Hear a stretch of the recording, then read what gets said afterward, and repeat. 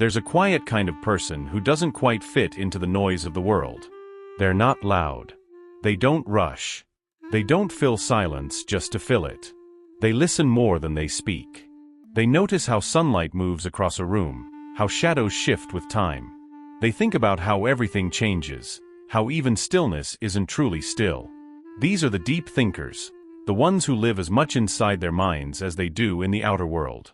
The ones who can turn a passing moment into an entire universe of thought. If you are one of them, you know, it's not easy. Because being a deep thinker isn't just about being smart. It's about being sensitive, tuned to the hidden frequencies of life that others walk past without hearing. It's a gift and a burden all at once. Most people think too much thinking leads to confusion. But for a deep thinker, thinking is breathing. They don't just see a tree. They see the way its roots grip the soil, the way it bends toward the light, the way its growth mirrors their own, reaching, breaking, healing. Everything becomes metaphor. A glance becomes a story. A silence becomes a question. Psychologists call this high-trait introspection, the tendency to analyze not just the world, but one's own thoughts and feelings within it. It's tied to a brain network called the default mode network, the same region that sparks during creativity, imagination, and memory. In a deep thinker's mind, connections never stop forming. Thoughts weave together like threads in a tapestry, beautiful, intricate, endless. But that same brilliance can feel isolating. While most people react to life, deep thinkers observe it. They pause before speaking, weighing a dozen possible meanings. By the time they're ready, the conversation has often moved on, and so they stay quiet. People mistake that silence for distance. But it's not disinterest. It's depth. A deep thinker doesn't want to talk, they want to understand. They crave conversations that go beneath the surface, that dive below small talk into the architecture of the heart. Shallow chatter feels like standing in ankle-deep water when they long to swim in oceans. But depth comes with a cost. Deep thinkers often overthink. They replay memories, dissect words, ask themselves what someone meant, not because they're insecure, but because they see nuance everywhere. Every sentence holds subtext. Every feeling has roots. This is called metacognition, the ability to think about your own thinking. Most people visit it. Deep thinkers live there. It's a strange kind of awareness, like holding up a mirror to your own mind. You see not only the truth but the flaws too. They don't just ask, "What do I want?" They ask, "Why do I want it? Where does that desire come from? What happens if I get it, or if I don't?" They map themselves. They study their fears, their hopes, their contradictions. They hold invisible emotions in their hands, turning them over, trying to understand their shape. But sometimes, that search for meaning steals the simple joy of being.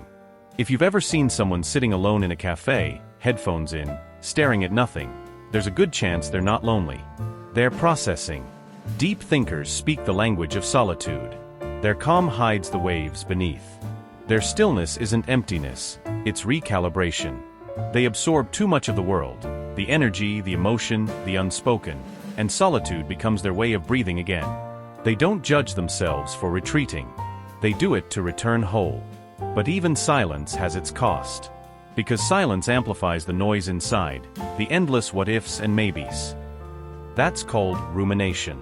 It's not negativity, it's a search for resolution in a world that rarely offers it. To think deeply is to see deeply. And once you see, it's hard to unsee. Deep thinkers notice everything. The pause in a laugh, the tension in a smile, the contradiction between words and energy. They read emotional subtext like a second language. That's empathy at its highest form, the ability to feel truth. But it's also exhausting. Because when you can see everyone's pain, it's hard to shield yourself from it. That's why deep thinkers often carry a quiet melancholy. Not sadness, awareness. The understanding that joy and loss are twins, that beauty and impermanence share the same face. Psychologists call this emotional complexity, the ability to hold opposing emotions at once. Deep thinkers don't see feelings as good or bad. They see them as information. Fear shows them what matters. Sadness reveals what they value. Joy reminds them what to protect. Every emotion, to them, is a teacher. Some of the funniest people in the world are deep thinkers. Because when you've seen the absurdity of existence, laughter becomes a form of wisdom. Here's what people often miss. Deep thinkers aren't always serious. They laugh not out of carelessness, but out of understanding, a way of saying, life is fragile. Let's hold it gently. Their humor has depth. Their compassion has roots. Their insight has warmth. The deep thinkers love. If you love a deep thinker, you'll notice they love differently. They move slowly. They trust carefully. They don't open halfway, only all the way. When they let you in, it's because they've decided your soul is safe. Their love isn't casual. It's conscious. They don't need you to think like them. They just want you to think with them. Their love language is curiosity. Their affection is attention, remembering the small things, asking questions that go beyond the obvious, seeing you not just as you are, but as you mean. But they also need patience. Because their hearts and minds are layered. And once you understand them, you'll realize they were never distant. Just deep. The world needs depth.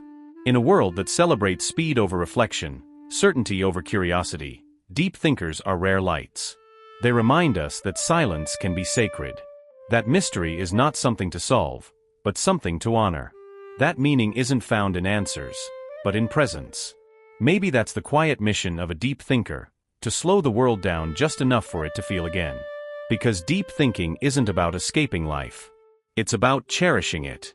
About turning chaos into clarity. Noise into insight. Moments into meaning. So if you're a deep thinker, don't apologize for your silence.